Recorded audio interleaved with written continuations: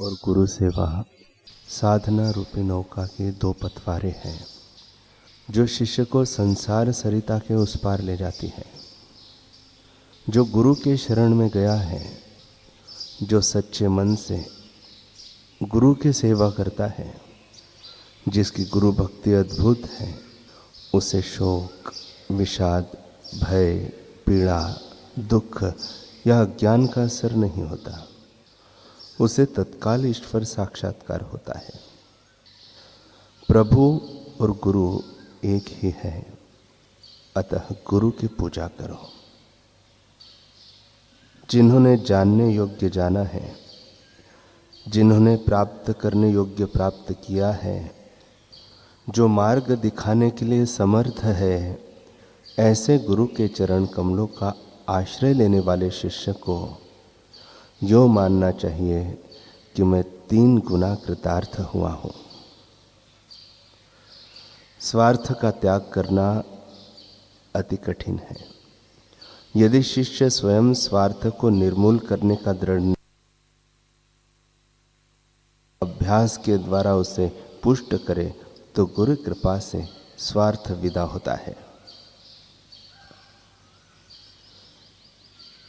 शिष्य में जो गुण होने चाहिए उन सब में गुरु की आज्ञा का पालन सर्वश्रेष्ठ गुण है।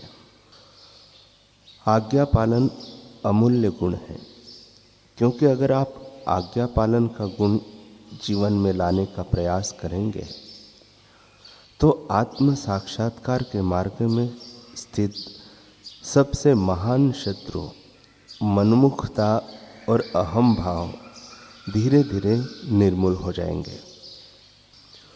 गुरु की आज्ञा का संपूर्णतः पालन करने का कार्य कठिन है, किंतु अंतःकरण से प्रयत्न किया जाए तो वह सरल हो जाता है। गुरु की आज्ञा का पालन विश्व के तमाम कठिनाइयों पर विजय प्राप्त करने का अमोघ साधन है। हर एक सामान्य कार्य में बहुत ही परिश्रम की आवश्यकता होती है। अतः आध्यात्म के मार्ग में मनुष्य को अपने आप पर किसी भी प्रकार का संयम रखने के लिए तैयार रहना चाहिए और गुरु के प्रति आज्ञा पालन का भाव जगाना चाहिए। आंतरिक भाव की अभिव्यक्ति के रूप में पूजा, पुष्पहार और भक्ति एवं पूजा के बाह्योपचार की अपेक्षा गुरु की आज्ञा पालन का भाव अधिक महत्वपूर्ण है। संत महापुरुष जिन्होंने परमात्म तत्व का अनुभव किया है, देह में रहते हुए भी विदेही आत्मा का ज्ञान पाया है, ऐसे महापुरुषों की आज्ञा पालने से, उनके संकेत या वचनों के अनुसार अपना जीवन बनाने से जो मिलता है उसके सामने संसार की सारी वस्तुएं तुच्छ हैं। आज्ञा पालन के मार्ग पर चलने वाले का इहलोक और परलोक दोनों सुखमय हो जाते हैं। इस विषय में विष्णु पुराण में एक कथा आती है।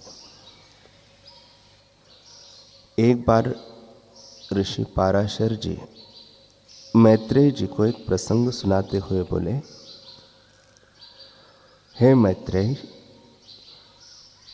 जब मैंने पितामह श्री वशिष्ठ जी से सुना कि मेरे पिताजी शक्ति मुनि को एक राक्षस ने खा लिया था, तो मुझे बड़ा क्रोध आया। राक्षसों का विनाश करने के लिए मैंने यज्ञ का आरंभ किया। उस यज्ञ में सैकड़ों राक्षस जलकर भस्म हो गए। उन राक्षसों को नष्ट होते देख वशिष्ठ जी बोले, हे वत्स, क्रोध करना ठीक नहीं है, अब इसे शांत करो। क्रोध में मूर्ख तपते हैं, विचारवान नहीं। यह क्रोध तो मनुष्य के अत्यंत कष्ट से संचित यश और तप का भी प्रबल नाशक है। इहलोक और परलोक दोनों को बिगाड़ने वाले इस क्रोध का महर्षिगण सर्वदा त्याग करते हैं, इसलिए तुम इसके वशीभूत मत हो, इस यज्ञ को समाप्त कर दो।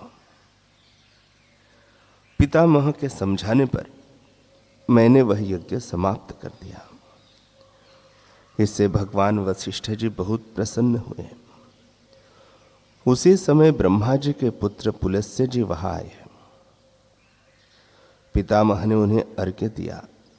तब वे आसन ग्रहण करके मुझसे बोले, हे महाभाग, चित्त में बड़ा वैरभाव रहने पर भी तुमने वयोवृद्ध, ज्ञान वृद्ध और गुरु समान वशिष्ठ जी के कहने पर क्षमा स्वीकार की है।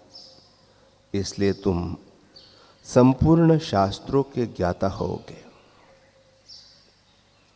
अत्यंत क्रोधित होने पर भी तुमने मेरी संतान का सर्वथा मूलोच्छेद नहीं किया।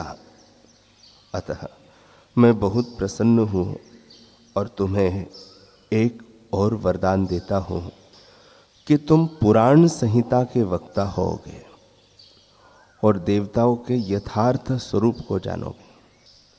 मेरे प्रसाद से तुम्हारी निर्मल बुद्धि प्रवृत्ति और निवृत्ति यानी भोग व मोक्ष के उत्पन्न करने वाले कर्मों में निसंदेह हो जाएगी। इतना सुनकर वशिष्ठ जी बोले, पुलस्त्य जी ने जो कुछ कहा है वह सभी सत्य होगा।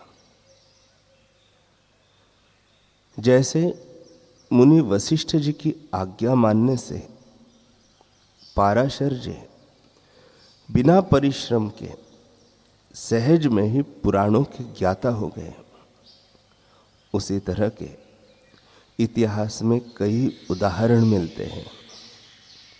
जैसे उपमन्यु की दृढ़ गुरु भक्ति एवं चुस्त आज्ञा पालन को देखकर अश्विनी कुमारों ने आशीर्वाद दिया था कि तुम्हें बिना पढ़े ही समस्त विद्याएं स्फुरित होगी। देवव्रत भीष्म अपने पिता की प्रसन्नता पाने मात्र से इच्छा मृत्यु के धनी हो गए। सांदीपनि जी को उनके गुरुजी ने आशीर्वाद दिया था कि भगवान तेरे शिष्य बनेंगे। भगवान के गुरु होने का पद उन्हें सहज में मिल गया। संतों, महापुरुषों व ईश्वर के रास्ते जाने में मदद रूप होने वाले माता पिता एवं बड़े बुजुर्गों की आज्ञा पालने से कितना लाभ होता है वह अवर्णनीय है। धनभागी है वे साधक जिनको आत्म साक्षात्कारी सद्गुरु में श्रद्धा एवं भक्ति होती है। निराकार निज रूप है, प्रेम प्रीति सो सेव, जो चाहे आकार को साधु पर तछ देव।